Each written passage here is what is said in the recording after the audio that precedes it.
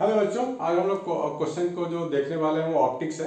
ये ऑप्टिक्स का क्वेश्चन है जो 2019 जेई में आ चुका है। ये मेरे बच्चों के डाउट्स हैं। तो अगर आपने चैनल को सब्सक्राइब नहीं किया तो सब्सक्राइब कर लीजिए, कमेंट नहीं किया तो कमेंट कर लीजिए, लाइक नहीं किया तो लाइक कर लीजिए, क्योंकि ऐसे ऐसे वीडियोज आपके लिए अपलोड होते रहेंगे जो जेई के लिए और नीट वाले बच्चों के लिए बड़ा इंपॉर्टेंट है। तो स्टार्ट करते देखते हैं बच्चों के क्या डाउट है। हमारे पास ये जो क्वेश्चन है उसमें आपको एक लेंस दिया गया है, फ्लैट मिरर दिया गया है, flat mirror, plane mirror, thin convex lens, पतला सा thin convex lens है, refractiveness 1.5 is placed on a plane mirror M when a pin is placed at A such that OA is equal to 18, its real inverted image is formed at A itself। मतलब A पे object रखा गया और A पे image बन रहा है, right, यहाँ आपको दिख रहा होगा। उसके बाद बोला गया है कि यहाँ पर लिक्विड भर दिया गया है, when a liquid of refractiveness mu1 is put between the lens and the mirror, the pin has to be moved A dash such that OA dash 27 to get its inverted and real image at A dash। A dash पे object रखा गया है, A dash पे image बन रहा है, तो refractive index of the liquid बताइए।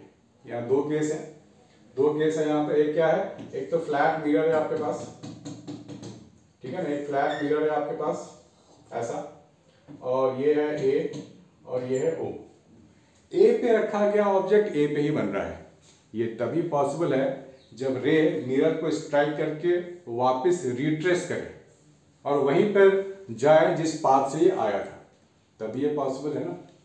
यानी कि अगर आप देखो तो आपको रे डायग्राम ऐसा चाहिए, मतलब ये जो रे है वो परपेंडिकुलर स्ट्राइक करनी चाहिए मिरर को, तभी ये रे रिट्रेस करेगा और वहीं जाके मीट करेगा, तभी आपका ऑब्जेक्ट की जगह पे ही इमेज बनेगा, तभी पॉसिबल है ये। ठीक है, आपको दिख रहा है साफ साफ। इस बात को समझना जरूरी है कि रिट्रेस कैसे होगा, मिरर पे परपेंडिकुलर स्ट्राइक करेगा तभी तो रिट्रेस हो पाएगा, तभी तो यहीं पे इमेज बनेगा ना, ऑब्जेक्ट की जगह पे इमेज। यानी कि ये रेज है, ये रेज पैरेलल होने चाहिए मिरर के लिए। तो यानी कि ये जो लेंस है, this should give the parallel rays to the mirror. ये जो लेंस है पैरेलल रेज देगा मिरर को, तभी ये काम पॉसिबल है। और कोई भी लेंस पैरेलल रे कब देता है, जब उसके फोकस पे आप रखोगे ऑब्जेक्ट, राइट। आपको दिया गया है कि चलो this is the focus, this is the focus, तो ये रे कैसा करता है, रे इसको पैरेलल बना देगा, सीधी सी बात है ऐसा। यानी कि ये जो लेंथ है O इज इक्वल टू 18, ये इसका फोकल लेंथ है।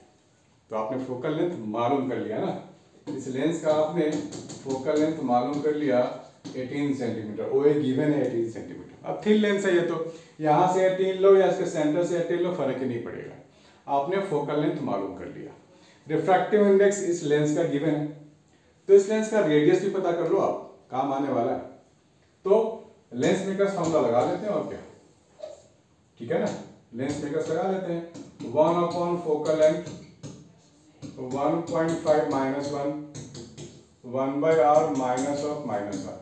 थिन लेंस है, दोनों का रेडियस में सेम ही लेना पड़ेगा आपको, इक्वी कॉन्वेक्स थिन मान लो इसको, थिन है भी गिवन भी है, तो R1 की जगह R, R2 की जगह माइनस आर, ये 2 बाई आर हो जाएगा, तो ये हो जाएगा 0.5 2 बाई आर, तो R की वैल्यू होगी 18 सेंटीमीटर, रेडियस की वैल्यू हो गई 18 सेंटीमीटर। इसको आप लेके कहीं पे लिख लो 18 सेंटीमीटर, ठीक है, ये काम आने वाला है।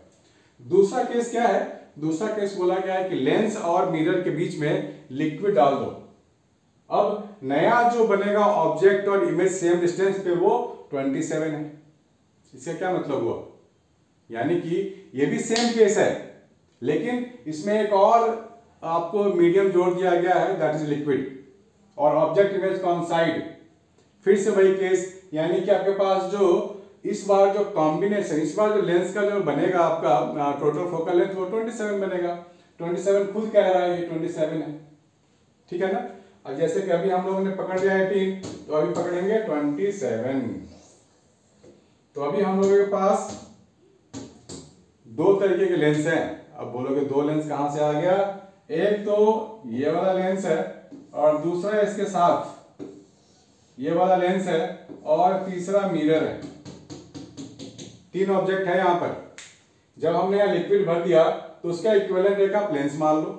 इसका तो फोकल लेंथ हम लोगों ने निकाल लिया 18 सेंटीमीटर, इसका फोकल लेंथ हमें मालूम नहीं है, लेकिन दोनों का कंबाइंड फोकल लेंथ है वो हमने समझ लिया कि वो 27 ही तो है। तो क्या लिखेंगे 1 by focal length 1 by f1 plus 1 by f2, यही तो होता है ना। टू लेंसेस अगर कंबाइन कर दें तो 1 upon f total is equal to 1 upon f1 plus 1 upon f2, यही तो होता है। और 1 अपॉन f तो हम लोग ने निकाल रखा है ना 18, ये तो हम लोग निकाल रखा है 18। आप लिखोगे 1 by 18 plus 1 upon focal length 2, focal length 2 हमारे को नहीं मालूम है, तो इसको सॉल्व करेंगे 1 बाई 27 माइनस हो जाएगा 1 बाई 18। 1 अपॉन फोकल लेंथ 2 का क्या मतलब हुआ, इसका मतलब हो गया रिफ्रैक्टिवनेस ऑफ द लिक्विड -1 इनटू अब देखो लेंस कैसा है, लेंस तो ऐसा है दूसरा वाला, तो R1 को आप लिखोगे -R, R2 को ले लोगे इंफिनिटी, फिर दूसरा टर्म 0 हो जाएगा। R की वैल्यू निकाल रखा है 18, यहां डाल दो, R की वैल्यू 18 यहां डाल दो, तो आपको मिल जाएगा रिफ्रैक्टिव इंडेक्स की वैल्यू 4/3 इसको सॉल्व करने पे। ठीक है ना, बात समझ में आ रही है ना। R की वैल्यू आप यहां डाल दो, रिफ्रैक्टिव इंडेक्स आपको मिल गया 4/3 आपको टिक मारनी है, option A is the answer. तो आंसर चलो अच्छी बात है, आंसर तो खैर आना ही है, लेकिन प्रोसेस पे आप लोग ध्यान दो, कॉन्सेप्ट पे ध्यान दो कि इस तरह की चीजों में करते कैसे हैं, सॉल्व कैसे किया जाए, स्टेप्स कैसे लिया जाए, बच्चे वहीं कंफ्यूज होते हैं। ये स्टेप्स अगर आप समझ गए जो मैंने आपको समझाया है, फिर तो इस तरह क्वेश्चन आपको छूटने वाले नहीं है जेईई और नीट में। तो मिलते हैं बच्चों नेक्स्ट वीडियो में, बाय एंड टेक केयर।